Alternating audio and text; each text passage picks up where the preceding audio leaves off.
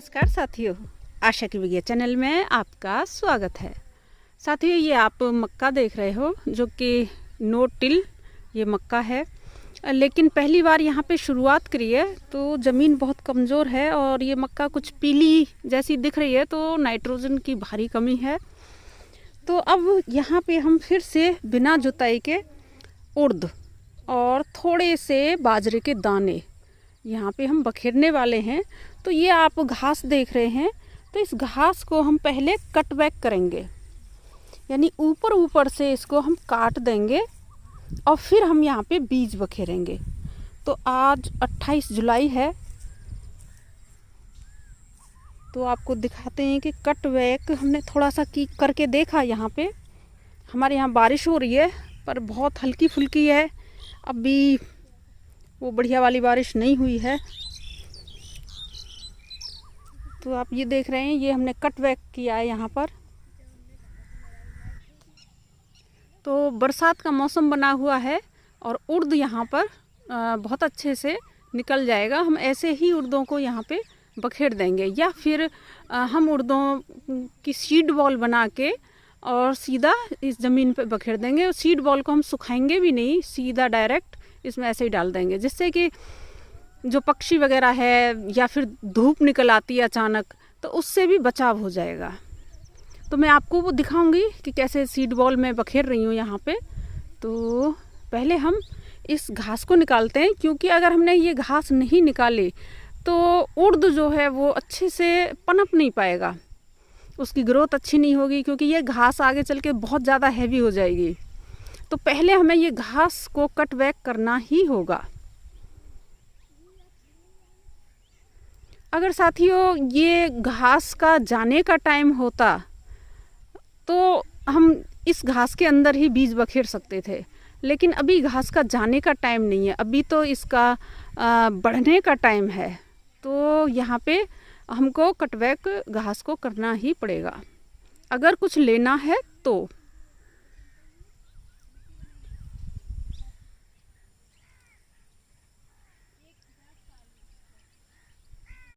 साथियों, 28 जुलाई को हमने यहाँ पे कटबैक किया था, तो बहुत लेट हो गए थे। तो आज 29 जुलाई है और 3 बज रहे हैं। तो आज हम यहाँ पे बीज गोलियाँ बखेरेंगे और बादल अच्छे हो रहे हैं, गड़गड़ा भी रहे हैं। तो देखते हैं, पहले हम ज़मीन को एक बार फिर से देखते हैं। तो आप इधर देखेंगे, चैनल को सब्सक्राइब, ये यहाँ पर आप ये पूरी हमने यहाँ मक्का थी तो वो सारी को हटा दिया, और इधर साइड में आप इधर भी देख रहे हैं। तो यहाँ हमने कोई खास कटबैक नहीं किया है, घास का थी भी नहीं है, तो थोड़ी थोड़ी घास है। ये यहाँ पे घास है, काफी घास है, लेकिन हमारे बीज चल सकते हैं यहाँ पर। और एक कुछ सीखने के लिए भी मिलेगा हमें यहाँ से कि कम घास के अंदर भी अगर हम बीज फेंकते हैं तो क्या परिणाम हमको मिलते हैं। यहाँ पे हमें सीखने के लिए काफी कुछ मिलेगा। घास है, हमने केवल इनकी जड़ों को ही काट दिया है ऊपर से, तो जमीन को कम से कम डिस्टर्ब किया है। जैसे यहाँ घास नहीं थी, तो आप देखिए यहाँ पे हमने खुरपी को नहीं चलाया है, तो बहुत एरिया में हमें खुरपी चलाने की ज़रूरत नहीं पड़ी है। वहाँ पे बिल्कुल ऐसे ही है, जैसे मिट्टी होती है वैसे ही पड़ी हुई है। और यहाँ पे जो ये हमने कटबैक किया है, इसको हम ऐसे ही छोड़ देंगे। हमारी चैनल को सब्सक्राइब करें और घंटा जरूर बजा दें, दबा दें, बजा दें नहीं। हमारी चैनल को सब्सक्राइब करें और घंटा जरूर दबा दें। धन्यवाद। ठीक है, मैं बोल। साथियों, ये सीड बॉल है जो कि मैंने अभी तैयार की है और इन्हें सुखाने की ज़रूरत नहीं है, मैं खेत में ऐसे ही बखेर दूंगी। और ये लगभग 1 बीघा ज़मीन है और हमारे यहाँ के बीघे छोटे हैं। और ये जो उड़द है, ये बेल वाला उड़द है, तो ये कम से कम 1-1 फीट दूरी पे ये गिरना चाहिए। हालांकि मैं पहली बार ये बखेर रही हूँ, तो देखते हैं।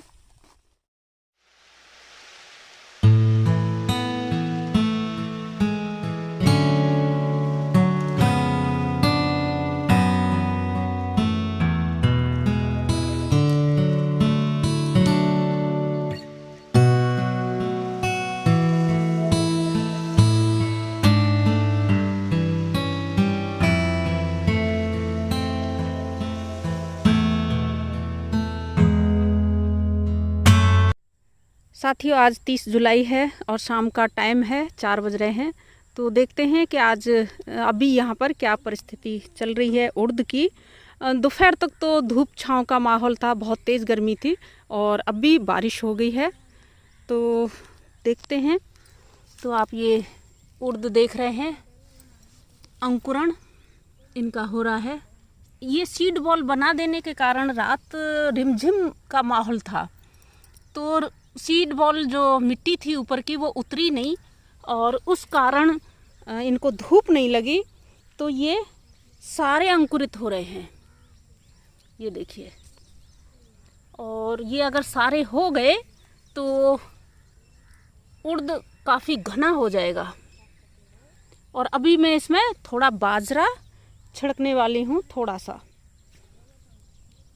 ये देखिए, सभी जगह ये निकल रहे हैं।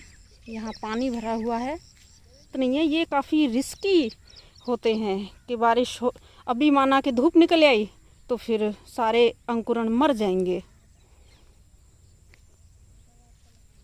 बहुत घना पड़ गया है कहीं कहीं, तो ये देखिए कितना ज़्यादा है।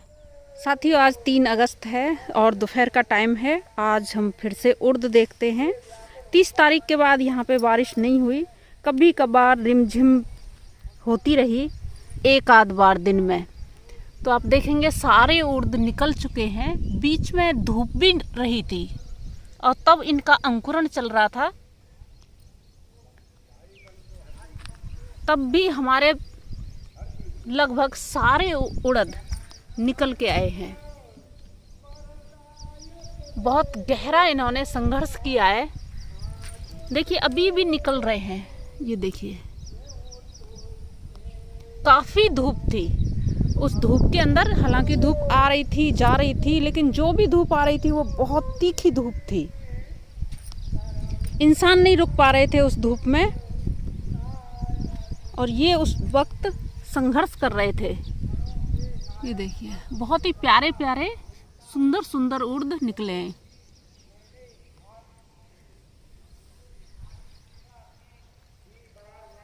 पूरे में ये बहुत घना उड़द हो गया है। ये 1-1 फुट पे कम से कम पड़ना चाहिए था, क्योंकि बेल वाला उड़द है। तो अभी तो इसको ऐसे ही रहने देते हैं, चलने देते हैं।